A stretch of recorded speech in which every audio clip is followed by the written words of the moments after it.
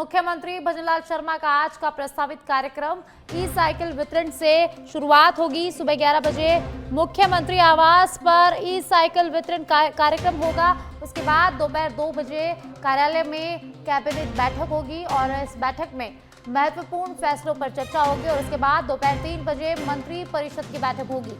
नीतिगत मुद्दों पर मंथन करेंगे मंत्रीगण और शाम 6 बजे मेट्रो प्रोजेक्ट पर बैठक होगी। सीएम भजनलाल शर्मा अहम समीक्षा लेंगे। तो मुख्यमंत्री भजनलाल शर्मा आज बैक टू बैक बैठकें लेने वाले हैं और कार्यक्रम की शुरुआत सुबह ई साइकिल वितरण कार्यक्रम से होगी। सुबह 11 बजे ई साइकिल वितरण कार्यक्रम होगा। उसके बाद 2 बजे कैबिनेट की बैठक होगी जिसमें महत्वपूर्ण मुद्दों पर चर्चा होगी और उसके बाद 3 बजे सीएम आवास में मंत्री परिषद की बैठक होगी।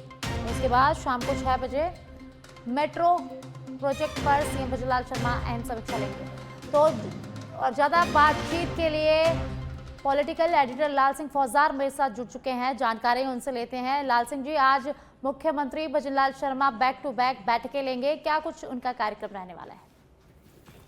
साक्षी, आज लगातार मैराथन मीटिंग्स का दौर चलेगा और आज कैबिनेट की अहम बैठक भी होने जा रही है। और चूंकि पंचायती राज चुनाव के दौरान जो चर्चा चल रही है कि वन स्टेट वन इलेक्शन के तहत सरकार चुनाव कराना चाह रही है और कल जो सब कमेटी की रिपोर्ट थी उसका अनुमोदन भी मुख्यमंत्री की ओर से कर दिया गया। इसका मतलब ये है कि राजस्थान सरकार अपने लक्ष्य की तरफ बढ़ रही है। वन स्टेट वन इलेक्शन के तहत ही पंचायत राज के चुनाव होंगे, तो इस दिशा में आज अहम निर्णय कैबिनेट की मीटिंग में लिया जा सकता है। लेकिन जहाँ तक कार्यक्रमों की बात है तो सबसे पहले 11 से 12 बजे तक ई साइकिल वितरण का कार्यक्रम होगा और इस कार्यक्रम में तमाम जो जिनको राज्य सरकार की योजनाओं के तहत लाभान्वित होने उन लाभार्थियों को मुख्यमंत्री भजनलाल शर्मा साइकिल वितरण करेंगे। यह कार्यक्रम मुख्यमंत्री आवास पर होगा।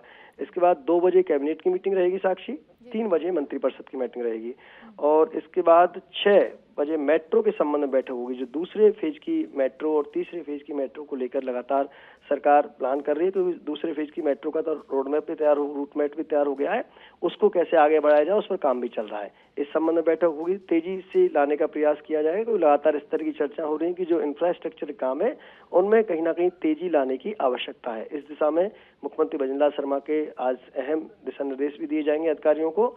और सबसे जो बड़ा आज होने वाला है वो कैबिनेट की मीटिंग रहेगी, क्योंकि सभी की निगाह इस पर टिकी है साक्षी कि क्या सरकार निर्णय ले पाती है। कई जनहित के फैसलों के साथ साथ ही चूंकि विधानसभा का मानसून सत्र भी 1 सितंबर शुरू होने जा रहा है, तो ऐसे में उस पर भी चर्चा होगी और खास चर्चा रहेगी पंचायत राज चुनाव को लेकर कि वन स्टेट वन इलेक्शन के लक्ष्य को कैसे हासिल किया जाए। जी बहुत बहुत धन्यवाद लाल सिंह जी इस जानकारी के लिए। मुख्यमंत्री भजनलाल शर्मा आज बैक टू बैक बैठकें लेने वाले हैं। आज चलिए आगे बढ़ते हैं। डीग में श्री जवाहर प्रदर्शनी और ब्रज मेले का आगाज हो गया है। डीग विश्व विख्यात जल महलों में आज रंगीन फव्वारे चलेंगे।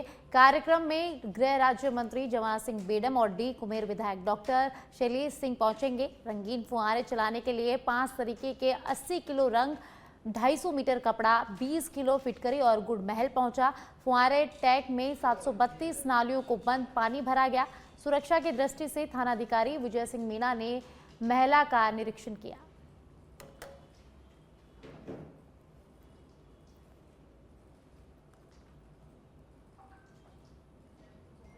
तो डीग से खबर है जहां श्री जवाहर प्रदर्शनी और ब्रज यात्रा मेला का आगाज हो गया है।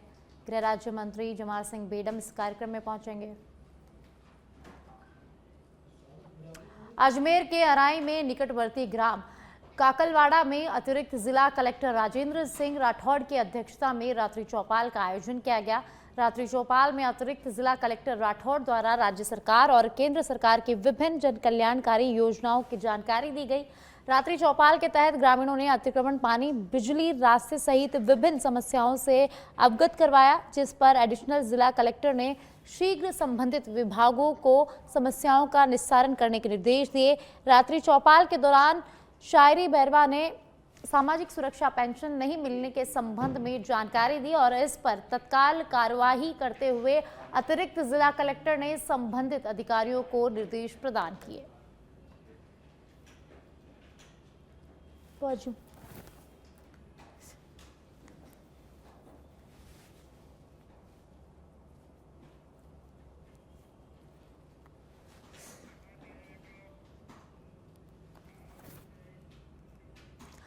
आपने इंद्र देवता को प्रसन्न करते और अच्छी बारिश के लिए लोगों को कई तरह के प्रयोग करते देखा होगा। कहीं अच्छी बारिश के लिए हवन पूजन किया जाता है तो कहीं पूजा पाठ किया जाता है। लेकिन झालावाड़ जिले के गंगधार क्षेत्र में मानसून की बेरुखी दूर करने और इंद्रदेव को रिझाने के लिए कई तरह के पैतरे आजमाए जा रहे हैं। गंगधार गांव में ग्रामीणों ने गांव के पटेल को गधे पर उल्टा बैठाकर शमशान तक 7 चक्कर लगवाए और इससे पहले गधे को गुलाब जामुन खिलाए गए। मान्यता है कि इस टोटके से इंद्रदेव प्रसन्न होते हैं और झमाझम वर्षा करते हैं। इस अनूठे टोटके पर देखिए ये खास रिपोर्ट। गधों को घास खाते तो आपने अक्सर देखा होगा, लेकिन इस गधे को गुलाब जामुन खाते देख आप जरूर हैरान हो गए होंगे। लेकिन आपकी हैरानी यहीं खत्म नहीं होने वाली। इसके बाद गधे पर उल्टा सवार होकर शमशान की चिता पर चक्कर लगाते देखना आपको हैरान के साथ परेशान भी कर रहा होगा। लेकिन आप हैरान और परेशान मत होइए, हम आपको पूरा मामला बता देते हैं। दरअसल ये तस्वीरें हैं झालावाड़ जिले के गंगधार क्षेत्र की, जहाँ एक गधे को शमशान में लाया जाता है, फिर उस गधे को वहीं गुलाब जामुन खिलाए जाते हैं। दरअसल ये सब कोशिशें की जा रही है इंद्रदेव को रिझाने के लिए। इंद्रदेव प्रसन्न हो तो मानसून मेहरबान हो सके। ग्रामीण क्षेत्रों में इस तरह की पुरानी मान्यताएं हैं कि गधों को गुलाब जामुन खिलाया जाए और उसके बाद गांव के पटेल को उसी गधे पर उल्टा सवार कर शमशान के साथ चक्कर लगाए जाएं तो मानसून की बेरुखी नहीं रहती और अच्छी बारिश इलाके में हो पाती है। लिहाजा गंगधार में इस गधे को गुलाब जामुन खिलाकर 7 चक्कर भी पटेल को उल्टा सवार कर लगवा दिए गए। दरअसल ये कोई पहला मौका नहीं है जब अच्छी बारिश की आस में इस तरह के अनोखे प्रयोग किए गए हों। इससे पहले मेंढक और मेंढकी की शादी भी देश के कई इलाकों में सुर्खियां बटोर चुकी है।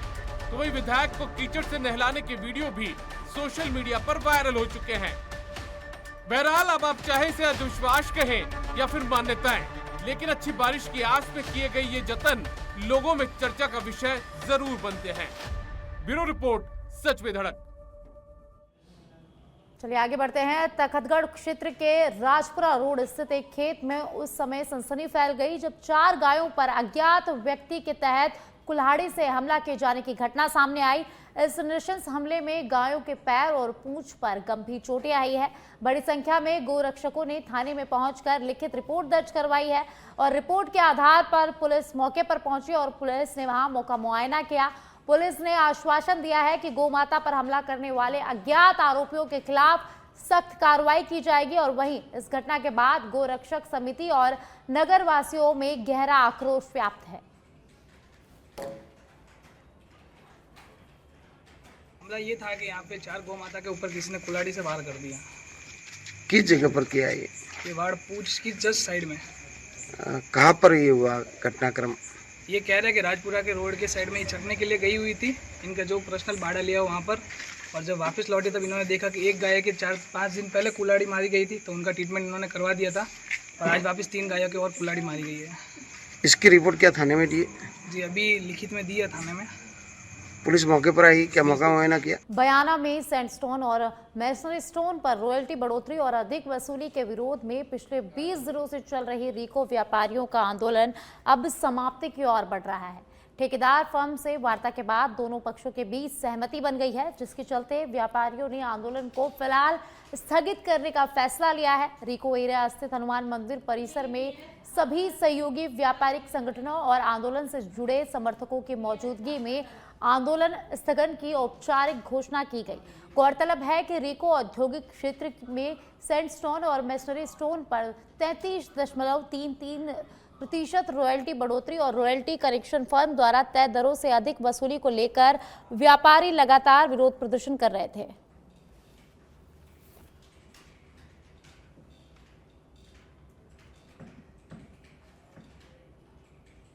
और अब सिरोही के शिवगंज से बड़ी खबर सामने आ रही है, जहां शिवगंज के पास बड़गांव क्षेत्र में पैंथर का हमला हुआ है। भेड़ पालक के बाड़े में पैंथर घुस गया। हमले में 5 भेड़ों की मौत हो गई और 7 भेड़ यहां घायल हो गई है। क्षेत्र में पहले भी पैंथर का मूवमेंट कैद हो चुका है और घटना के बाद ग्रामीणों में दहशत का माहौल है। एकलिंगनाथ महादेव मंदिर पहाड़ी के पास की पूरी घटना है। तो शिवगंज में एक बार फिर से पैंथर का मूवमेंट हुआ है। पैंथर ने एक बार फिर यहाँ हमला किया है। किसान के बाड़े में पैंथर ने हमला किया है, जिसमें 7 भेड़े घायल हो गई है, कई भेड़ों की इसमें मौत हो गई है। और पैंथर के मूवमेंट से ग्रामीणों में दहशत का माहौल है। शिवगंज में एक पशुपालक के बाड़े में पैंथर ने हमला किया, जिसमें 5 भेड़ों की मौत हो गई, 7 भेड़ इसमें घायल हो गए हैं। और इस हमले के बाद पूरे ग्रामीण इलाके में दहशत का माहौल है। एकलिंगनाथ महादेव मंदिर पहाड़ी के पास ये पूरी घटना है, जहां पैंथर का मूवमेंट देखा गया। पैंथर ने यहां पशुपालक के बाड़े में हमला कर दिया और इस हमले में 5 भेड़ों की मौत हो गई है, 7 भेड़ हो गई है। पैंथर के मूवमेंट से ग्रामीणों में दहशत का माहौल है। करीबन 4 बजे की घटना है ये।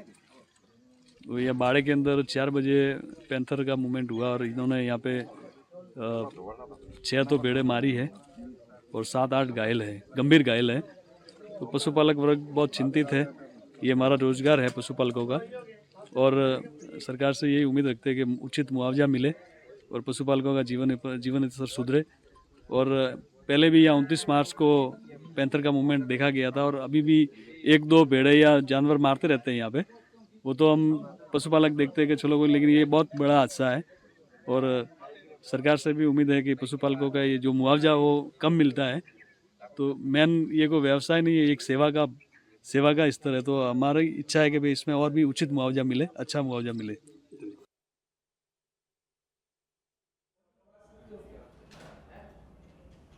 और अब बांसवाड़ा से बड़ी खबर सामने आ रही है, जहां गवर्नमेंट स्कूल के जर्जर भवन की छत अचानक गिर गई है। घटना में कोई जनहानि यहां नहीं हुई।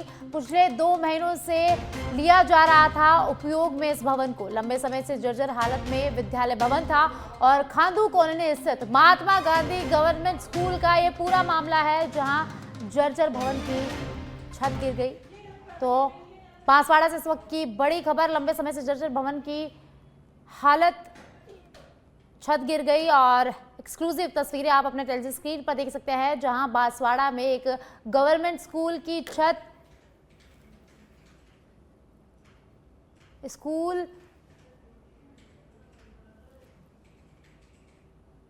गिर गई। घटना में यहां कोई जनहानि नहीं हुई है। आपको बता दें कि ये जो विद्यालय भवन है ये लंबे समय से जर्जर था और इसमें कक्षाएं ली जा रही थी और अब इस जर्जर भवन की छत गिर गई है।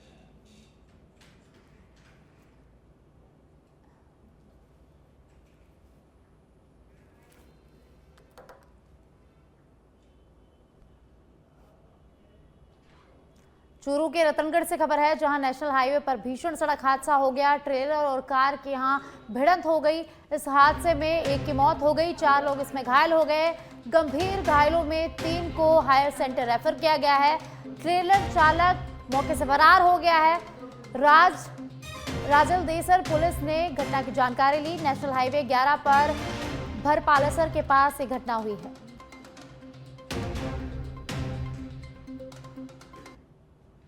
तो चूरू के रतनगढ़ से खबर है, जहां नेशनल हाईवे पर भीषण सड़क हादसा हो गया।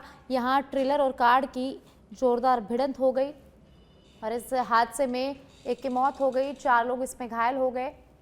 घायलों को हायर सेंटर रेफर किया गया है और मौके से ट्रेलर चालक फरार हो गया है। पुलिस मौके पर पहुंची और पुलिस ने इस पूरी घटना की जानकारी ली और अब पुलिस पूरे मामले की जांच कर रही है। भरतपुर जिले का सबसे बड़ा और प्राकृतिक सौंदर्य से भरपूर बांध बरेठा, जो अब तक केवल अपने जल संसाधन और वन्य जीव जंतुओं के लिए जाना जाता था, अब एक नए और अनोखे रूप में नजर आएगा। लगभग 50 हेक्टेयर भूमि पर बनने जा रहे बायोलॉजिकल पार्क के लिए करीब 70 करोड़ रुपए की लागत स्वीकृत की गई है। भरतपुर डीएफओ मानस सिंह ने जानकारी देते हुए बताया कि यह परियोजना न केवल भरतपुर की जैव विविधता को समृद्ध करेगी, बल्कि इसे एक प्रमुख पर्यटक आकर्षण के रूप में भी स्थापित करेगी। बायोलॉजिकल पार्क जो इस बार की माननीय मुख्यमंत्री महोदय की बजट घोषणा में शामिल है कि भरतपुर ज़िले में एक बायोलॉजिकल पार्क बनना है, तो वहाँ पर हमने एक जो भूमि चिन्हित की है वो बनबरेठा डैम के पास जो वन भूमि है वहाँ पर प्रस्तावित किया गया है। तो सेंट्रल जू अथॉरिटी जो MOEFCC जो सेंट्रल मिनिस्ट्री के अंडर में आती है उसके द्वारा एक फिजिबिलिटी स्टडी भी कर ली गई है और उस भूमि को उपयुक्त पाया गया है बायोलॉजिकल पार्क हेतु। वहाँ पर उसके लिए जो भी फिजिबिलिटी रिपोर्ट होती है हमें प्राप्त हो चुकी है और हमने फाइनेंस डिपार्टमेंट को DPR हेतु ये प्रस्ताव भी भेज दिए हैं। हमारा प्रस्ताव ये रहेगा कि हम इसको चरणबद्ध तरीके से बनाएं। पहले वर्ष में हम इसकी बाउंड्री करके वहाँ पर एक सफारी या एक इंक्लोजर। देखिए, बंद बारेठा में अब दहाड़ेंगे शेर। भरतपुर की ये छोटी सी जगह बंद बारेठा, यहाँ पर वन्य जीव अभयारण्य तो है, लेकिन जब से बायोलॉजिकल पार्क की घोषणा हुई है लोगों की खुशी का ठिकाना नहीं रहा है। मैं यहाँ पर इस वक्त बंद बारेठा में मौजूद हूँ। किस तरह का माहौल है और क्या कुछ फायदा होगा, और जो टाइगर्स और लॉयंस को देखने के लिए दूर दराज यहाँ के जो लोग हैं वो जाते हैं, लेकिन जैसे ही बायोलॉजिकल पार्क बनकर तैयार हो जाएगा और 70 करोड़ की लागत से ये जो बायोलॉजिकल पार्क है वो बनेगा, खुद दूर दूर से चलकर लोग यहाँ पर आएंगे। स्थानीय लोगों में किस तरह का माहौल है मैं जानने की कोशिश करूंगा। मेरे साथ यहाँ के निवासी मौजूद है। क्या नाम है सर आपका? वेद प्रकाश शर्मा। वेद प्रकाश जी, बताएं किस तरह का माहौल है? नहीं, वैसे माहौल ठीक है, लेकिन पार्क से बनने से बाहर के विदेश से पर्यटक ज़्यादा बढ़ेगा, रोडों का फायदा होगा, रोड चौड़े होंगे, सौंदर्यकरण अच्छा होगा, इससे बहुत फायदा है। रोजगार के साधन बहुत अच्छे हैं इससे, और ये भी है कि कम से कम ना फैक्ट्री वगैरह वो डल जाए तो और भी फायदा हो जाए रोजगार को। बिल्कुल। क्या नाम है सर आपका? अतर सिंह। अतर सिंह जी, बताएं किस तरह का फायदा होगा यहाँ इस तरह का फायदा होगा, यहाँ दूर दूर से पर्यटक आएंगे, यहाँ दुकानें चलेंगी, बिजनेस चलेगा और रोड भी चौड़े होंगे तो रोडवेज का भी साधन बढ़ेगा। बगल में रेलवे स्टेशन है, उसकी भी इनकम बढ़ेगी और यहाँ कॉलेज वगैरह भी खुल जाएंगे, इससे तो बहुत फायदा होगा, डेवलप होगा। हाँ, बिल्कुल। बंद बारेठा विकास की और अग्रसर होता हुआ नजर आएगा जैसे ही ये बनेगा। क्या नाम है सर आपका? निरुत्तम सर। निरुत्तम सिंह जी, बताएं क्या माहौल है अभी? बहुत अच्छा, खुशी की लहर है जनता में यहाँ की में। तो बायोलॉजी पार्क आएगा, धंधे बढ़ेंगे, रोजगार बढ़ेंगे और रोडों का विकास भी होगा और यहाँ पर पंचायत समिति भी बननी चाहिए। इसमें बंद बारेठा में तो यहाँ बहुत अच्छा माहौल हो जाएगा। कुछ और लोग हैं मेरे साथ यहाँ पर जुड़े हुए हैं। क्या नाम है सर आपका? हाँ जी, उत्तम सिंह सोलंकी, गांव प्रभाई खेड़ा। हाँ सर, बताएं किस तरह का माहौल है अभी? यहाँ का माहौल इतना सौंदर्यकरण हो जाएगा जब बायोलॉजिकल पार्क बन जाएगा। यहाँ पर बंद बारेठा भरतपुर जिले का सबसे बड़ा बांध है और महाराजा किशन सिंह का यहाँ महल है। तो अपने यहाँ मेमरती पत्थर पर निकलता है जो बाहर विदेशों तक जाता है मंदिरों के लिए। तो बाहर बाहर के लोग जो पर्यटक आते हैं वो पर्यटक आएंगे तो यहाँ तो जनता के लिए रोजगार भी मिलेगा और सड़क निर्माण होंगे तो उसमें बहुत सुविधा मिलेंगी। हाँ, रोजगार के अवसर मिलेंगे यहाँ। बिल्कुल सर, मैं आपसे जुड़ने की कोशिश करूंगा। जिस तरह से टाइगर को देखने के लिए सरिस्का या दूसरी जगह पर जाते हैं तो लोग यहीं पर आएंगे, फिर कैसा लगेगा आपको? बहुत अच्छा लगेगा यहाँ पे आकर, और यहाँ से दूर दराज से विदेशों तक के भी लोग यहाँ एक बार आने की कोशिश करेंगे और अच्छा सिस्टम बनेगा। सर, धौलपुर से भी ये जगह जुड़ी हुई है, भरतपुर में है और तमाम तरह के जो लोगों का जो यहाँ पर आवागमन है वो इसी रास्ते से होता है। तो पर्यटक की दृष्टि से बहुत एक अच्छा लोगों को अच्छा लोगों को फायदा मिलेगा यहाँ पे, बहुत अच्छा फायदा मिलेगा। और यहाँ एक पंचायत समिति भी बननी चाहिए बंद बारेठे में, क्योंकि काफी लोग कोई रुदावल ले जा रहा है, कोई कहीं ले जा रहा है, तो एक पंचायत समिति भी बननी चाहिए यहाँ। कैमरामैन संदीप चौधरी के साथ हेम सिंह कुशवाहा, सच बेधड़क, बंद बारेठा।